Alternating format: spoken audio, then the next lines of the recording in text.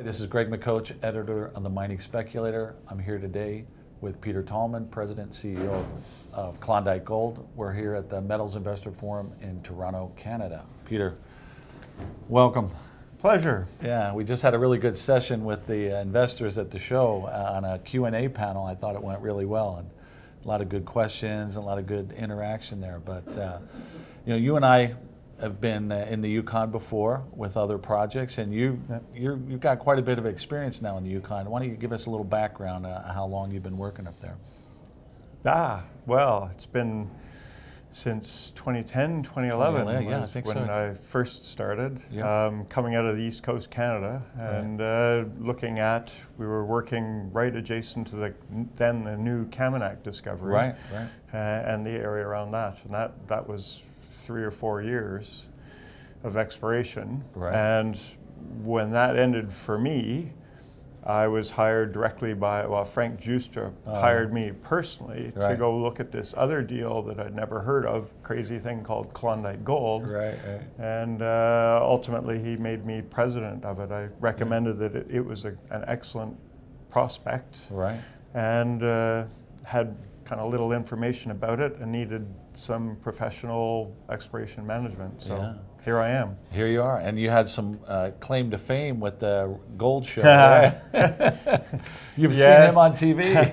I am the evil claim lord for the Hoffman's Gold Rush on Discovery Channel. Yes, it's 2 years of dealing with Todd Hoffman. That was at the time. So that was the reorganization of Klondike. That's right. And it was a mining deal done with the Hoffmans, but that made Klondike $750,000 in revenue, and that paid for the restart. Yeah. Well, I remember having breakfast at Diamond Lil's when those guys walked in, and they're all laughing, about what's going on in the show and everything. So. Well, and Brent Cook calls me every once in a while flying on Southwest Airlines. He goes, "I just saw you on the TV screen on the plane again. I hate that." Yeah. Well, let's talk about Klondike Gold. What makes you unusual, or why should investors pay attention? Again, the restart, it's looking at the historic Klondike gold fields. There's 20 million ounces of gold sitting on the ground. And before I got involved in 2015, there was no known source. And as from the Sean Ryan experience when we were working together, you know that if there's soil, like the Yukon is not glaciated, the gold has to be local. That's right. And so looked at that, and I said, well, it needs better exploration. So we've now proven that not only is there gold in the entire district, and Klondike Gold owns the entire district now, but we've proven that there are economically interesting grades over potentially mineable widths, and identified a couple of targets that have multi-million ounce size potential. And we've been drilling them off for the last 4 years of systematic exploration. Yeah, and as I found out in my first wave, like you mentioned with Sean Ryan, for those people that don't understand the Yukon yet and are learning, the dynamic is quite simple for exploration. They do the massive soil grids, and wherever you hit the high-grade soil anomalies, it's a very likely target to drill for success. So your odds of success with that kind of scenario is much greater than what we see in some other mining camps. We've just finished, this past year, 2018, the district scale soil sampling program. But it's really coarse, 400-meter lines across the 60-kilometer long belt. And we have 7 new soil anomalies that are, multi-square kilometers in size on these hilltops. And they've never had a rock sample taken from them. And understand, this is the Klondike.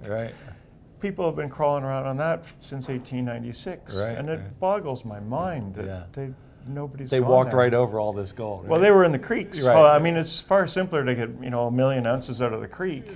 There's 20 million ounces out of the creeks in total. And that's work is going uphill, hammer on rocks. But that's what you're doing, and you're going after the big picture stuff, and for the big multi-million ounce deposits that we can hopefully deliver to the market, and you get a nice buyout at some point. So, and that's scientifically we've shown that the Klondike geology and structure are the same as Kaminak. which was bought out. It went from 20 million market cap. Right. Sean Ryan optioned it to Kaminak.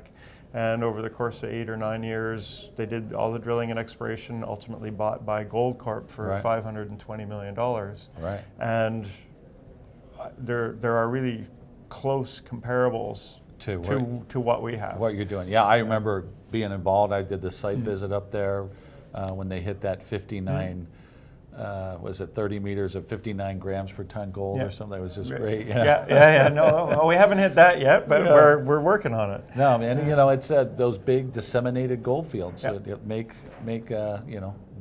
big ounces very quickly. So you're on the right track. I'm looking forward to getting up there in June to take a look, get a closer look, and see what's going on. Do a full site visit with you when we get a chance. So. They have me tapped. I'm doing both of that entire tour. I call it the Gilligan's Island 3-hour tour of the Klondike goldfields. So I will be your guide at that point. Okay. Well, we'll look forward to that, and good luck in the meantime, and we'll see what happens, right? It's when the drills are turning, you never know. So early May. Early May. All right, Peter. Glad Pleasure. to have you at the show.